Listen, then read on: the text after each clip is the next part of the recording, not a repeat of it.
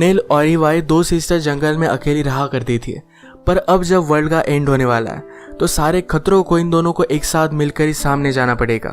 इसी interesting concept के साथ आज की हमारी मूवी इनटू द फॉरेस्ट ये 2015 की एक थ्रिलर हॉलीवुड मूवी आती है। अगर हमें एक्चुअल में इस तरीके की सिचुएशन में डाल दिया जाए तो हम क्या करेंगे, ये सोचने में मजबूर करने वाली ये मूवी है। तो अंत तक इस वीडियो को जरूर देखिएगा। अगर आपको वीडियो अच्छा लगता है तो प्लीज इसे लाइक और कमेंट जरूर कर दीजिए। अब बिना किसी देरी के एक्सप्लेनेशन स्टार्ट करते हैं। मूवी स्टार्ट होती है और हम हमारे मेन कैरेक्टर्स नील और ईवा को देखते हैं। ये दोनों सिस्टर्स थी और अपने फादर रॉबर्ट के साथ जंगल में रहा करती थी। ईवा को एक डांसर बनना है, तो इस वजह से डांसिंग कंपटीशन के लिए वो बहुत मेहनत करती है। नेल अब कॉलेज जाने वाली थी, तो इसके एंट्रेंस एग्जाम के लिए वो भी बहुत अच्छे से मेहनत करती है। बीच बीच में सिटी में आते रहते हैं, अपने फ्रेंड से मिलते हैं, ईवा अपने क्लासेस वगैरह करती है। एक रात जब इनका नॉर्मल रूटीन चल रहा था तभी अचानक से लाइट चले गए। नेल ने अपने फादर से कहा कि हमारे पास तो सोलर पैनल है, क्या आपने अब तक उसका इन्वर्टर लाया नहीं। रॉबर्ट कहता है कि अब 1-2 दिनों में वो आने वाला था, इनके पास अब ज्यादा ऑप्शन नहीं, तो बिना इलेक्ट्रिसिटी के रहना पड़ता है। नेल को स्टडी करना था तो गाड़ी की ट्रंक से वो लैंप लेकर आती है। उसने डिक्की को बंद किया था पर वो खराब थी, तो इस वजह से ओपन हो गई। ओपन होने के साथ गाड़ी की लाइट्स भी ऑन हो गए थे। रात भर ऑन ही रहे तो गाड़ी की सारी बैटरी चली गई थी। अगले दिन टाउन में जाने के लिए गाड़ी स्टार्ट नहीं होती। फादर जाकर घर में की बैटरी लेकर आते हैं। नेल ने रेडियो चला तो उसे पता चलता है कि पास का पावर प्लांट बंद हो चुका है। अचानक से कुछ प्रॉब्लम आया था। फादर ने न्यू बैटरी लगाने का ट्राई किया पर ये वर्क नहीं करती। अब गाड़ी को स्टार्ट करना इनके लिए बड़ा प्रॉब्लम था। ऐसे ही घर में कैंडल्स वगैरह जलाकर अपना रूटीन कंटिन्यू करते हैं। नेल जरा वरी कर रही थी कि क्या वो अपने टेस्ट में पास हो पाएगी। उसके फादर रॉबर्ट कहते हैं तुमने बहुत मेहनत की है, तुम लाइफ में जो भी चाहती हो ये सारी चीजें पा सकती हो। अगले दिन रॉबर्ट को एक आइडिया आता है। उनके पास एक वुड कटर था, इसी की टेक्नोलॉजी को यूज कर वो गाड़ी को फिर से स्टार्ट कर देते हैं। ये सब करते करते उन्हें 10 दिन लग गए थे। 10 दिनों बाद जब वो सिटी में जा रहे थे तो आसपास के हाउस में कोई भी रह नहीं रहा था। सामान लेने के लिए सुपर शॉप में जब वो पहुंचे तो लोगों ने सब कुछ खाली कर दिया था। सुपर शॉप का ओनर स्टैन भी उन पर डायरेक्टली गन लगाता है। पावर जाने की वजह से लोग आउट ऑफ कंट्रोल होकर इस शॉप को लूटने के लिए भी आए थे। इस वजह से स्टैन ने सब कुछ तैयारी कर रखी है। रॉबर्ट उसे पैसे दिखाता है और 2-3 महीने की ग्रोसरी ले लेते हैं। टाउन में इन्हें पेट्रोल भी नहीं मिल रहा था। रॉबर्ट ने स्टैन से बात की तो स्टैन ने उसे ब्लैक में बहुत सारा पेट्रोल दे दिया। फिर ये सब टाउन में थोड़ा सा टाइम स्पेंड करते हैं। एवा अपनी डांसिंग की क्लास के लिए गई और नेल एक लड़के को पसंद करती थी, तो उससे मिलने के लिए चली जाती है। एक जगह पर पार्टी चल रही थी तो वहां जाकर ये दोनों ड्रंक हो गए। रात में रॉबर्ट और एवा उसे लेने के लिए आते हैं। आज जो भी टाइम नेल ने अपने बॉयफ्रेंड के साथ बिताया उसे बहुत अच्छा लगा था। बॉयफ्रेंड का नाम था एलाय। एवा को आज जरा बुरा लग रहा था। उसे लगता है कि शायद वो इतनी अच्छी डांसर नहीं है, वो कंपटीशन में जीत नहीं पाएगी। नेल उसे कहती कि ज्यादा वरी मत करो, तुम एक बेस्ट डांसर हो। घर जाते वक्त उन्होंने देखा कि एक जगह पर कुछ आदमी रुके हुए थे। रॉबर्ट क्या हुआ है देखने के लिए गाड़ी रोक लेता है, पर उन लोगों के पास गन थी। उन्होंने कहा कि जल्दी से यहाँ से चले जाओ। अब ये लोग क्या कर रहे थे, क्या वहां पर कोई इंजर्ड था, इसके बारे में हमें पता नहीं चलता, पर ये जो सारी सिचुएशन है ये बहुत ही ज्यादा आउट ऑफ कंट्रोल और डेंजरस है।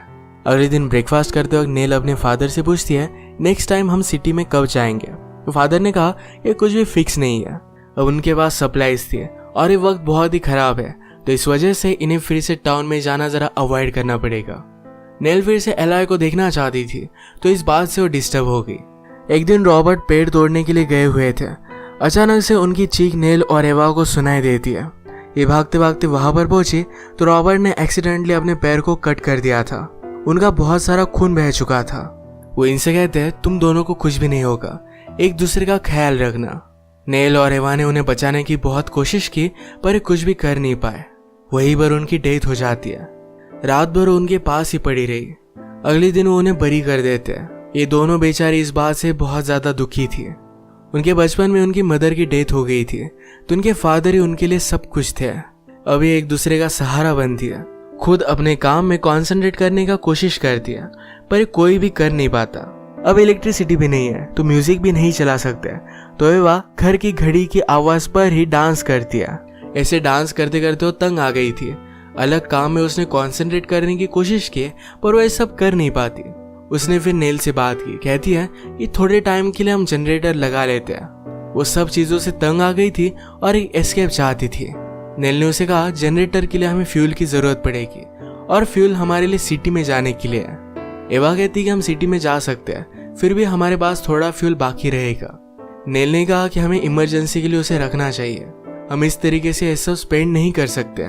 एवा को आज म्यूजिक की बहुत जरूरत थी, तो इस बात से वो बहुत अपसेट हो जाती है। वो इतनी अपसेट हो गई कि नेल से बात करना भी उसने बंद कर दिया था। इनके पास कुछ मुर्गियां थी, तो अंडे वगैरह खाकर इनका ब्रेकफास्ट हो जाता था। एक रात जंगली जानवर आकर इन मुर्गियों को लेकर जाते हैं। बेचारी नेल को ये देखकर बहुत बुरा लगा था।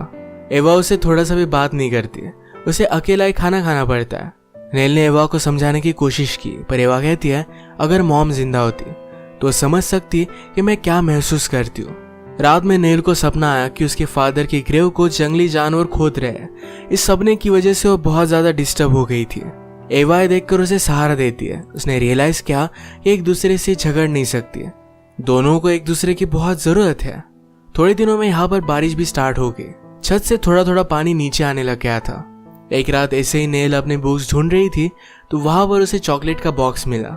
उसमें एक ही चॉकलेट थी और कुछ गम था। वो एवा को अपने पास बुलाती है। एवा इस पर ध्यान नहीं देती तो उसने चॉकलेट खा लिया। इतने दिनों के बाद चॉकलेट मिलना ही उसे बहुत अच्छा लगा था। एवा आकर उसे कहती है कि प्लीज मुझे 10 मिनट के लिए जनरेटर स्टार्ट करने दो। नेल ने कहा कि हम जनरेटर तो नहीं स्टार्ट कर सकते, पर मेरे पास तुम्हारे लिए गम है। ये गम देखकर उसे बहुत अच्छा लगता है, पर बाद में उसने रियलाइज किया कि यहाँ पर चॉकलेट भी होगा। नेल कहती कि तुम्हें तो चॉकलेट पसंद नहीं था, ये उसने खा लिया। इस बात पर एवा और उस पर गुस्सा हो गई। यह फिर से झगड़ते उससे पहले बाहर से उन्हें कुछ आवाज आया। डर कर अपने डैड की गन इन्होंने निकाली।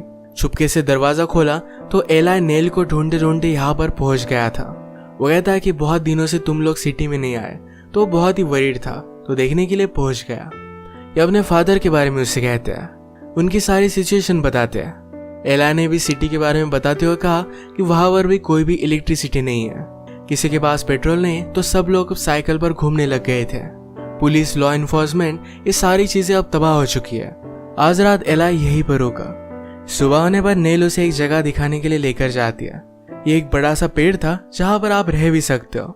यहीं पर ये दोनों इंटीमेट हो जाते हैं। इन दोनों की नजदीक आई एवा को अच्छी नहीं लगती है। ये बात एला नोटिस करता है। नेल ने उसे कहा कि वो सिर्फ अपने डांस में जरा बिजी रहती है, इस वजह से तुम्हें इग्नोर कर रही है। एक दिन एवा नेल से कहती है कि तुम्हें जरा केयरफुल रहना चाहिए, सिर्फ तुम प्रेग्नेंट वगैरह मत होना। ऐसी सिचुएशन में हम ये सब चीजें हैंडल नहीं कर पाएंगे। अब थोड़े दिन बीत गए थे। नेल और एला एक दूसरे से बहुत प्यार करने लग गए थे।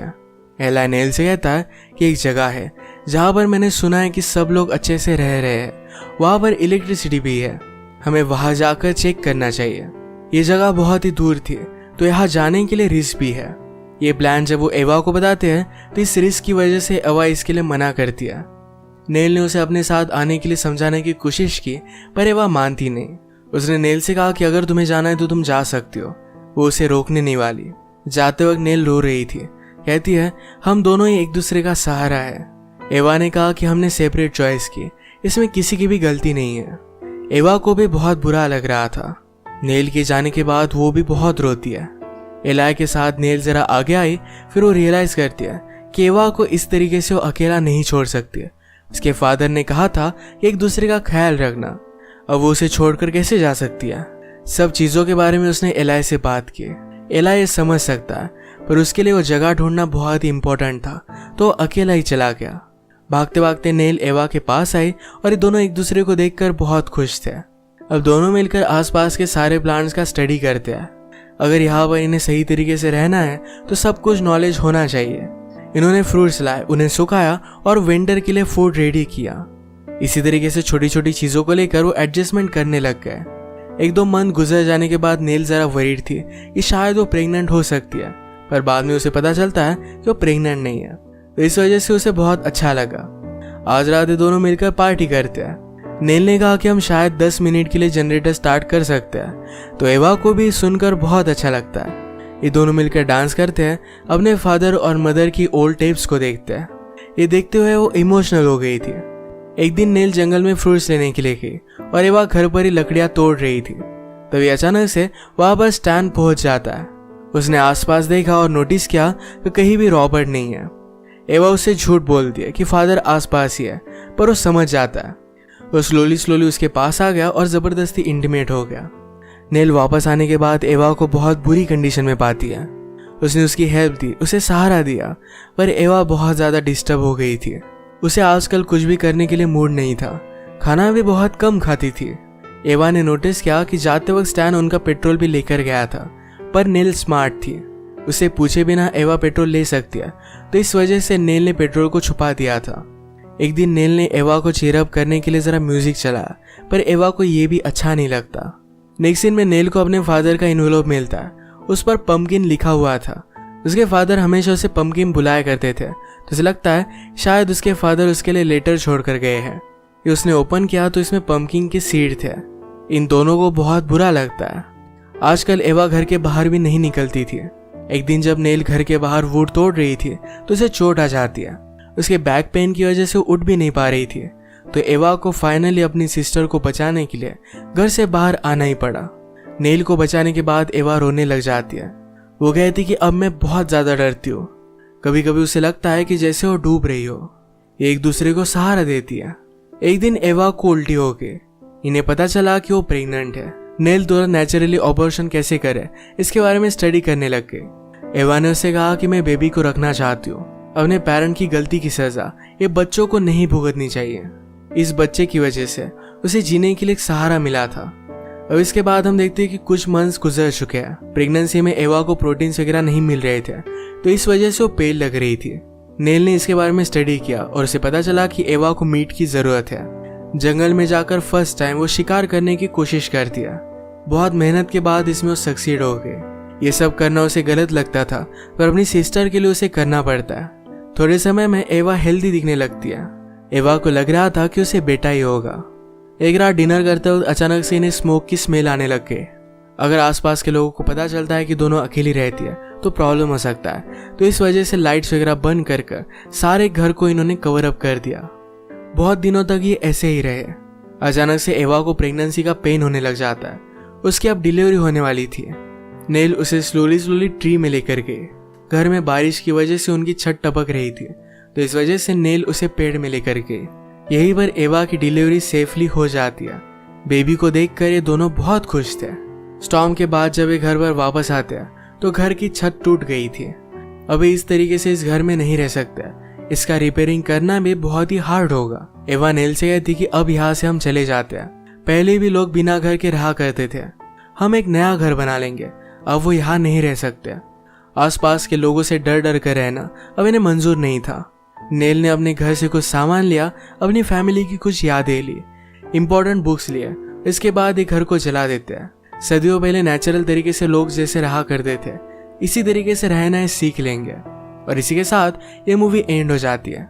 ये मूवी हमें बता कर जाती है कि हालात अगर कितने भी खराब है, पर अगर हम फैमिली के साथ है, मिलकर किसी भी चीज़ का सामना करें तो कोई भी प्रॉब्लम ज़्यादा बड़ी नहीं होती। हमें कभी भी गिव अप नहीं करना चाहिए और हमेशा आगे बढ़ते रहना चाहिए। इसी के साथ आज का वीडियो हम खत्म करते हैं। अगर आपको अच्छा लगा तो प्लीज़ इसे लाइक और कमेंट ज़रूर कर दीजिएगा। मैं बहुत सारी मूवीज़ लेकर आता रहता हूँ, तो प्लीज़ इस चैनल को सब्सक्राइब कर दीजिए और बेल नोटिफिकेशन आइकन दबाना मत भूलिएगा। हम फिर से मिलेंगे और एक मूवी के साथ। तब तक के लिए थैंक यू और आप अपने आप का ख्याल रखिए।